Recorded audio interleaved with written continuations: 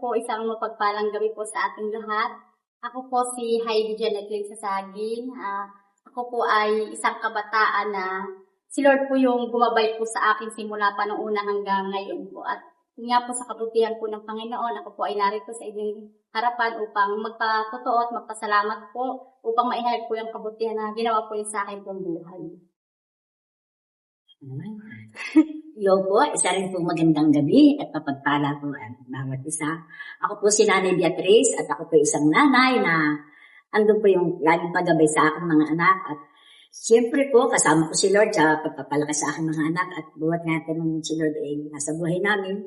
Ang buhay po namin ay kontento at sapat. Hindi po kami mayaman, pero sa biyaya po ng Diyos, kami po ay masayang pamilya. Kaya salamat po sa Lord. Tunay na napakabuti po niya sa buhay namin. Time po na, dati po kasi, sina Pastor Felix po nang hindi pa siya pastor. Ang po napunta po sa amin ay sina Pastor Papa, kasama po rin na Sister Cora. And then sila po ay pumupunta po sa amin, pero ang nakakalungkot po, tinataguan namin sila. Pero ang Lord po pala, may plano talaga sa amin. At later on po, sabi ko po ay, pupunta pala ako doon sa church, pero hindi ako sasamba. Ako ay titingin-tingin lang. Pero that time po ay sabi ko, Atita, ipili ako ng damit na yung may kamay kasi siyempre ang pupuntahan namin ay lingkod ng Diyos. At saka sabi sasamba. Kaya yung po, buhat po noon, nakakilala na kami sa Panginoon at napakarami din po circumstances na dumaan sa amin. Pero ang nakakatuwa po, kami po ay nagpatuloy sa Panginoon. Kahit po napakadaming pindaanan, nawala ng asawa, walang susustento. Pero sabi ko nga, Lord, hindi mo po kami iiwan, hindi mo kami babayaan. At maging sa pag-aaral po ng aking mga anak, sila po ay 4 na sabay-sabay na nag-aaral. Sabi ko nga, Lord, paano ko po ito susustentuhan? Wala naman po akong trabaho at that time nga po iniwan kami ng tatay ng aking mga anak. Lord, paano po ito? Pero ang Diyos po talaga napakabuti. Sabi po niya, hindi ko kayo iiwan, pababayaan. Every night po, nananaginip po ako. Sabi po ng Panginoon sa akin, kitang-kita ko po sa akin panaginip, pero kung pigising na gising, sabi po niya, nakahawak po sa akin balikat. Anak, andito ako, hindi kita pababayaan. Ako pinagigising, sabi ko, Yama, hindi ko pababayaan. Pinabayaan mo na kami lang. Sabi ko, pero yun po pala, pag po pala kayo nasa Panginoon, totally po, inililinis niya. Inaalis po niya yung mga dawag.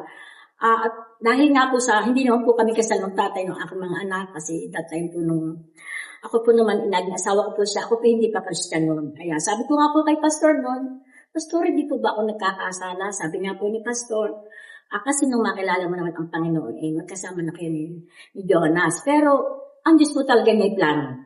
Gusto po ng Diyos, maging malinis po kami, maayos. At yun nga po, marahil nga po naging way, nagkahiwalay po kami mag-asawa. Pero nakakatuwa po, bagamat po kami nagkahiwalay mag-asawa, pero yun po ang aming buhay, lalo po naging maayos. Bagamat dumanas po kami ng hirap, gutom, pero nakakatuwa po, ang Diyos po ang nag-provide. And then ako po ay nagkatrabaho. Ako po 2009 hanggang 2024, nagtrabaho po ako bilang isang kasambahay upang makatulong din po sa pagtutusto sa pagpapaaral ng aking mga anak. Yung po may college, may high school, elementary, 2 elementary. Pero alam niyo po ba, nakakatuwa, napakabuti po ng Diyos. Talaga pong sobrang buti po niya sa amin. Kasi po ay hindi niya po kami pinagkulang. Sabi ko nga, Lord, inaangkin ko makakatapos ang aking anak, grade 3rd year high school, college pa lang siya. Makakatapos po ang aking anak at alam niyo po ba, ang kabutihan ng Diyos, nakatapos po ang aking anak. Hindi po ako ng problema ng babaon kasi maraming kamay po ang Diyos na ginamit. Pag po gabi ako nanalang, Lord, wala na kaming pambaon. Walang paggastos ang aking mga anak.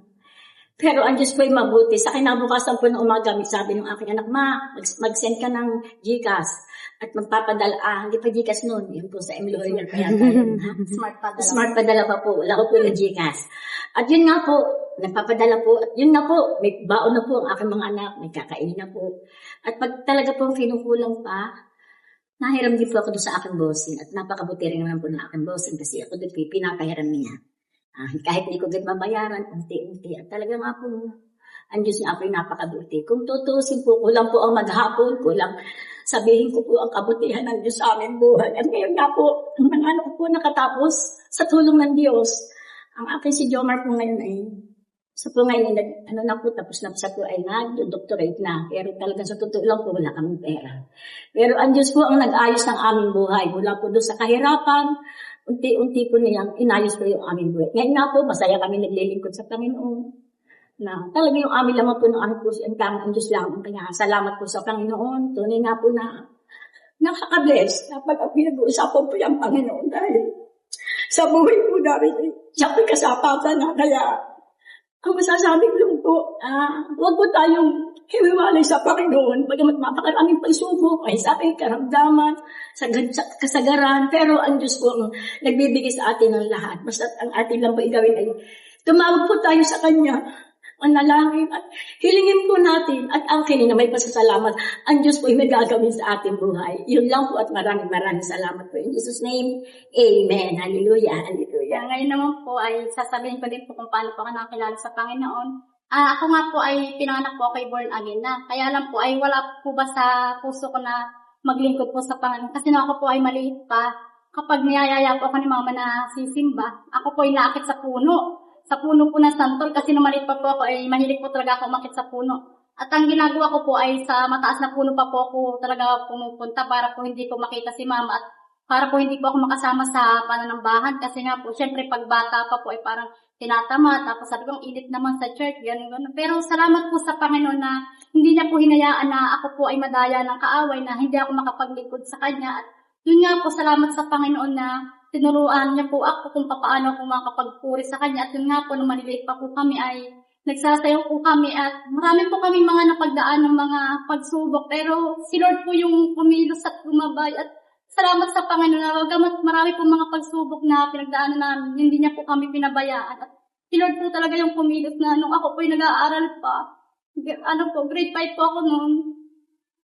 Akala ko po hindi ako makakatugtog ng high school kasi nga po, lagi po kami walang baon. Tapos sabi ko, Lord, ano kaya ako makapag-aral? Ay, ngayon palang elementary, wala po kami laging baon. Ang hirap pong pumasok na wala po laging baon kasi po, pagka pumasok ka na walang baon, ay magugutom ka. Tapos ano yung magiging naman ang utak mo kapag nagkaklase. Pero sabi nga po ni Mama, ay patuloy pa rin na maglingkod dahil hindi pa babayaan ni Lord. At nga po, hanggang sa naging high school nga po ako. Tapos nung high school, sabi ko, narinig ko po yung pare ni Pastora Pleda na sabi po niya lahat ng mga kabataan ay makakatapos. Tapos po nung time na yun na sabi ko, Lord, makatapos po kami.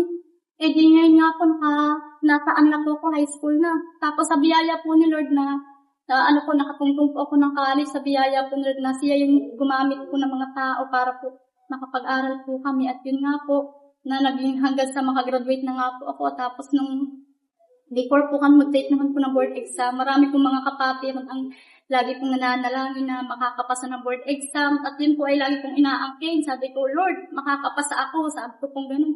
Alam ko po na hindi niyo po pababayaan. Salamat po sa Panginoon. Isang take nga lang po ay nakapasa po ako. At yun nga po, nag-antay lang po ng siguro po 2 years po ata inantay po namin. Tapos yun po sa biyaya po ni Lord na talaga pong pumilos po siya. Bagamat ako po ay wala po experience sa pagtuturo. Tapos wala din po akong masteral. Pero talaga pong kapag si Lord po ang pumilos ay talaga pong amazing. Nakain po ako sa pong public school at wala po akong bakit kundi si Lord lang. Kaya every time po namin nagtatanong sa akin na sino yung bakit mo, lagi po sinasagot ay si Lord. Kasi gusto ko pong ihayag kung paano kumilos si Lord at kung gaano po siya ka-amazing. Talagang kapag si Lord po yung nanguna po sa ating pong buhay ay lagi pong the best po yung binibigay niya. Kaya ako po yung lubos na nagpapasalamat sa Kanya at sa Kanya po binabalik ang lahat po ng papuri at lahat po ng pasalamat. Amen. Ano po yung mga Noon po, yung pagbabago po sa buhay po namin noon ay yung po bang pagiging, pagka po nakakilala ka na sa Panginoon ay tinatanggal ni Lord yung pagiging maramot. Kasi po nung time na maliit pa po ako, maramot po ako. Ang akin pong shirt na pinapabili kay Mama is yung may mga bulsa. Yung dalawa po yung bulsa sa ganito. Para po pagkakain ako, shoot ko yung pagkain ko, tapos ako lang makakain. Pero sabi nga po, lagi pong pinipreach na magbigay kasi kapag nagbigay po tayo, hindi po tayo mawawalan. Tapos yung po later on na pinaisip sa akin ni Lord na dapat magbigay po tayo kasi pag po nagbibigay tayo, mas lalo po tayo pagpapalain. And then yun nga po na tinanggal po ni Lord yung pagiging maramot ko. At yun nga po, salamat sa Panginoon na hindi niya ako hinayaan na maano ako sa ganong kalagayan na pagiging maramot, born again para matapos maramot. Kaya ako po lubos na nagpapasalamat sa kanya. Tunay po siya na kumikilos po sa buhay ko.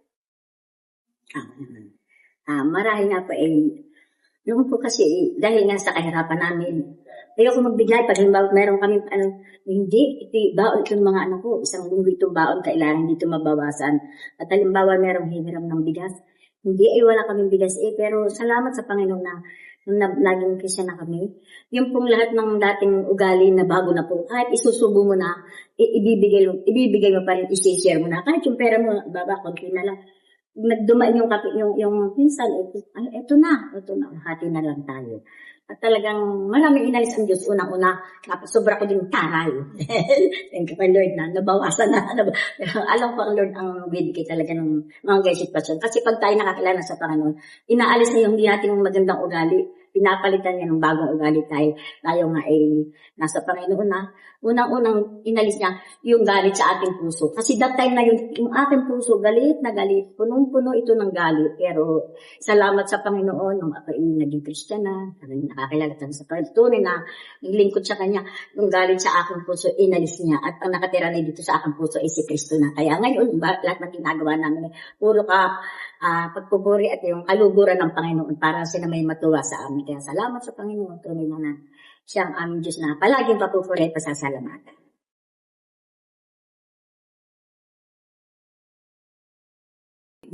Yung Bible verse po na na-share ko po sa ating mga kapatiran is yung yung Kawikaan chapter 3 verse 5. Yung nakalagay po dun is, sa Diyos ka magtiwala, buong puso't lubusan, at huwag ka mananang sa sariling karunungan. Kasi po noong pong time na ako po ay mag-take ng board exam, talaga pong kahit po nag-attend po kami ng review center, nung time na mag-exam na po kami ng GenMath, kasi tatlo po yun, ay ng General Education, tatlo po kasi yun.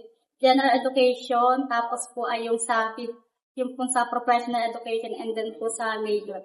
Di nung time po na binigay na po yung questionnaire sa amin, talagang hindi ko po alam. Sabi ko, Lord, ikaw na po ang bahala dito. Pinagtiwala ko po sa Panginoon na, Lord, alam ko na hindi mo ko pababayaan.